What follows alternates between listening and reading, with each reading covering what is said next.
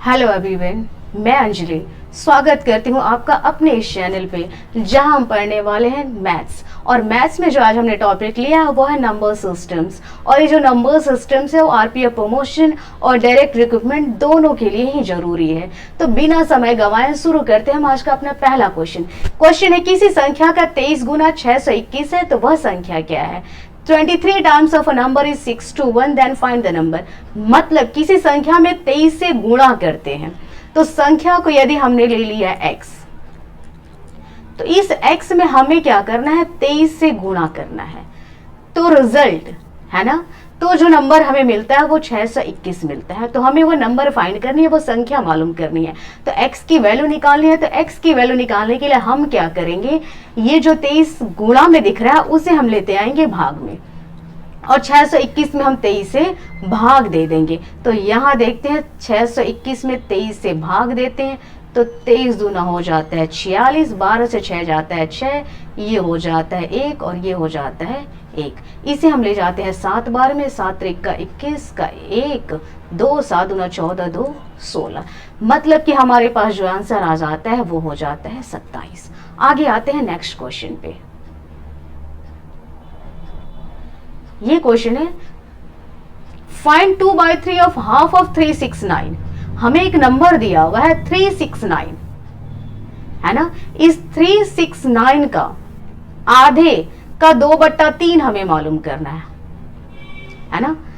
हमें यहां नंबर भी नहीं लेना है क्योंकि नंबर हमारे पास दिया हुआ है। तो संख्या हम ले लेते हैं x भी लेने की जरूरत नहीं, संख्या हमारे पास मालूम है ना। 369 है तो 369 का हाफ, 369 हमें संख्या मालूम है, यहाँ संख्या लेने की भी जरूरत नहीं है। हाफ मतलब आधा, इसका आधा हो गया 1/2 का 2/3 का मतलब होता है गुणा। ऑफ देख रहे हैं ना, इसका मतलब होता है गुणा का 2/3 क्या होगा। तो 2 से 2 कैंसिल हो जाता है और 3 से ये कैंसिल हो जाता है 1 2 3 बार में। मीन्स कि हमारे पास जो आंसर आ जाती है वो आ जाती है 1 2 3 123। आगे आते हैं नेक्स्ट क्वेश्चन पे, क्वेश्चन नंबर 3 पे आते हैं। यहां क्या करें, किसी संख्या का 3 गुना। आज हमने बेसिक्स क्वेश्चंस को लिए हैं। किसी संख्या का 3 गुना, ध्यान रहे यहाँ संख्या हमें मालूम नहीं है तो संख्या को हमें x लेना होगा। इस संख्या के 3/5 से 7 अधिक है। यदि हम 3 से गुणा करते हैं और दूसरी ओर जब हम 3/5 लेते हैं तो ये जो 3 गुणा वाला जो है ना 3/5 से 7 अधिक हो जाता है। तो वह संख्या क्या है। 3 times of a number, times मतलब मल्टीप्लाई, 3 से किसी नंबर में मल्टीप्लाई करते हैं, is 60 greater than 3/5 of this number. तो ये जो 3 टाइम्स जो होगा ना 3/5 उस नंबर के 3/5 से 60 ज्यादा हो जाता है। Then find the number, let the number equal to x। माना संख्या इक्वल टू x। संख्या का 3 गुना मतलब 3 से गुणा। तो संख्या हमने x लिया है तो x में हमने 3 से गुणा कर दिया। और ये जो 3 गुना है ना इस संख्या के 3/5, ध्यान रहे का मतलब गुणा। तो संख्या में हमने 3/5 से क्या किया, गुणा कर दिया।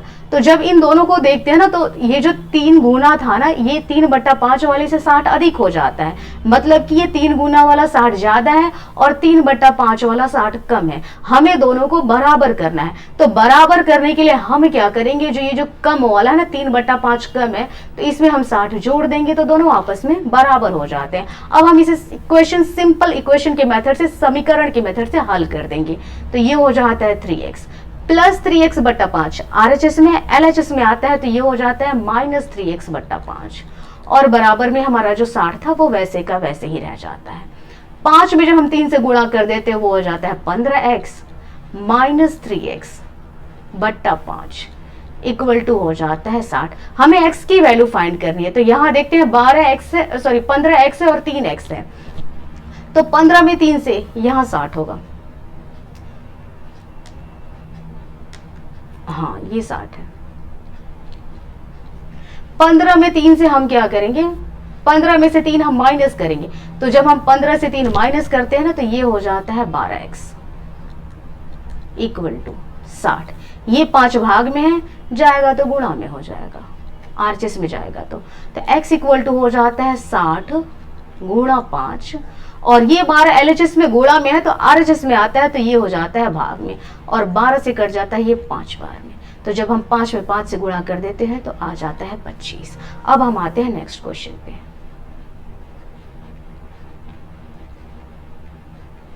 क्वेश्चन नंबर 4 पे।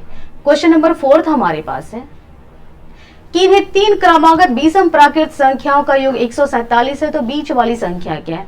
सम of 3 consecutive natural odd number is 147, then find the middle term. हमें मिडल टर्म मालूम करना है, बीच वाली संख्या मालूम करनी है। तो यहाँ देखेंगे एक हम यहाँ ट्रिक अप्लाई कर सकते हैं, है ना। जहां हमें दिया है 3 क्रमागत, क्रमागत मतलब होता है लगातार, विषम संख्या, विषम संख्या उसे कहते हैं जो संख्या 2 से पूरी पूरी विभाजित नहीं होती है, the number which is not completely divisible by 2, उसे हम विषम संख्या कहते हैं। तो विषम संख्या कौन कौन सी होती है? एक एग्जाम्पल ले लेते हैं, जैसे 1, 3, 5, 7, 9। यहां देखते हैं इनके बीच का डिफरेंस जो होता है ना, वो 2-2 का होता है। तो यदि हम इसे ट्रिक से सॉल्व करें तो सबसे पहले हम करते क्या है ना, इसका औसत निकाल लेते हैं। ये 3 क्रमागत विषम संख्याओं का योग जो दिया हुआ ना, इनका हम यहाँ क्या करेंगे, औसत निकाल देंगे।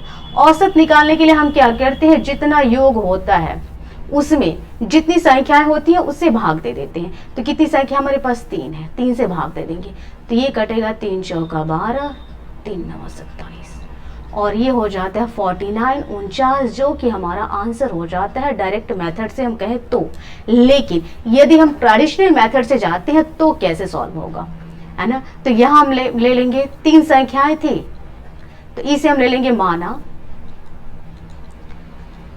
पहली संख्या को हमने x ले लिया, तो दूसरी संख्या कितनी होगी? तो दूसरी संख्या के लिए यहां देखेंगे दोनों के बीच का डिफरेंस जो होता है ना, वो 2-2 होता है, बीच का डिफरेंस 2-2 पर जाता है।